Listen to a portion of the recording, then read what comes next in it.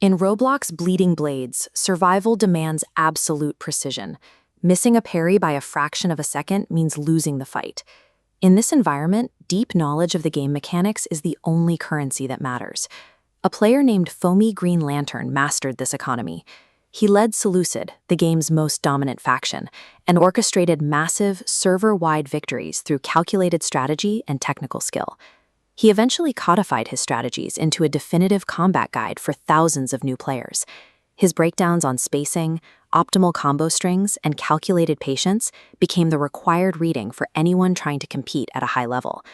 By spending hours answering questions and offering tips in public forums, he earned a pristine reputation. Younger players viewed him as a reliable mentor, and parents trusted him as a safe, positive influence within an otherwise chaotic game. When a community universally agrees that a player is a pillar of the game, questioning their motives feels wrong. That absolute trust provides the perfect cover for someone with ulterior motives to operate completely unchecked. But Foamy Green Lantern's public persona was a utility. The combat guides and faction leadership were deliberately constructed tools designed to draw in specific targets. He frequently offered highly coveted one-on-one training sessions in private VIP servers. Players thought they were getting exclusive access to a master, but these private lobbies were actually designed to remove vulnerable players from public chat oversight. We are conditioned to look for clear signs of danger: trolls, toxic players, obvious scammers.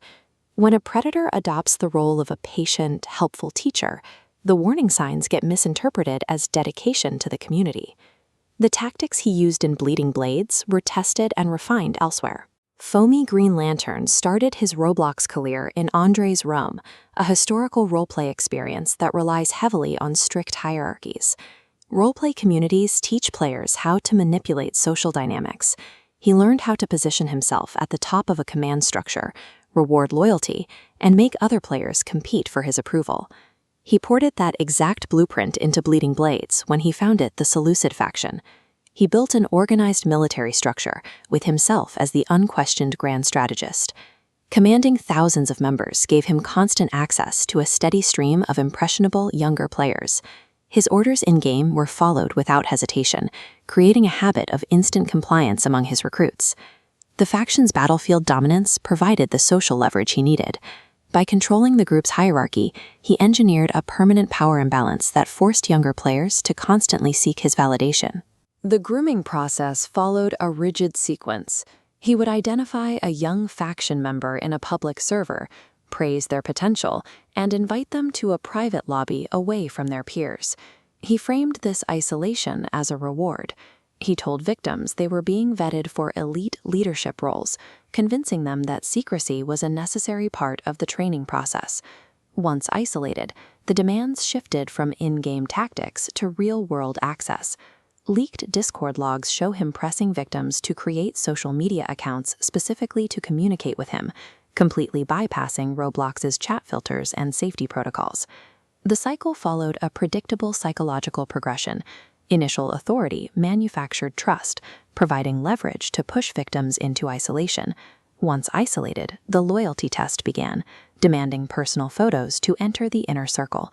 Refusing a hero felt like throwing away an opportunity, so victims complied. There is nothing spontaneous about this behavior. Isolating a target, framing isolation as a privilege, and demanding compromising material as a loyalty test is a standardized, repeatable blueprint used by digital predators. We have seen this specific defense mechanism before. When YouTuber EDP445 was caught attempting to meet a minor, he leveraged his millions of fans and claimed he was only there for a cupcake. Large-scale influence often functions as a structural defense. This shield of clout creates a barrier where community value outweighs moral accountability, allowing a predator to calculate that their fame will cause any incoming warnings to simply bounce off. And Foamy Green Lantern used the exact same script. When confronted about inappropriate messages, he claimed he was just helping players improve, dismissing the allegations as a coordinated attack by jealous rival factions. This defense works because players want their heroes to be genuine. The community ignores early warning signs because admitting the top player is exploiting children requires tearing down a massive part of the game's culture. Eventually, the weight of the evidence surpassed his reputation. Players began refusing to engage with him in public servers, openly calling him out in global chat, and organizing boycotts of his faction events. This public rejection broke the silence. Dozens of former faction members posted their own chat logs and testimonies across Reddit and X, corroborating the grooming allegations and proving it was a widespread pattern. Faced with undeniable public evidence, Roblox moderation stepped in. The Foamy Green Lantern account was permanently terminated, and the Seleucid faction collapsed entirely. A predator's power relies entirely on keeping their victims separated. When a community decides to prioritize the safety of its players over the prestige of an in-game faction, the isolation breaks and the empire immediately falls apart.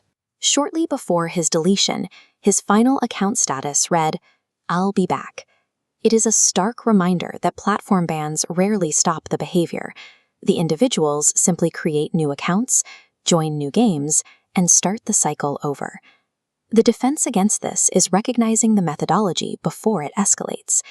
If a player tries to move you to a private server, demands secrecy about your conversations, or leverages their high rank to ask for personal information, you are being targeted.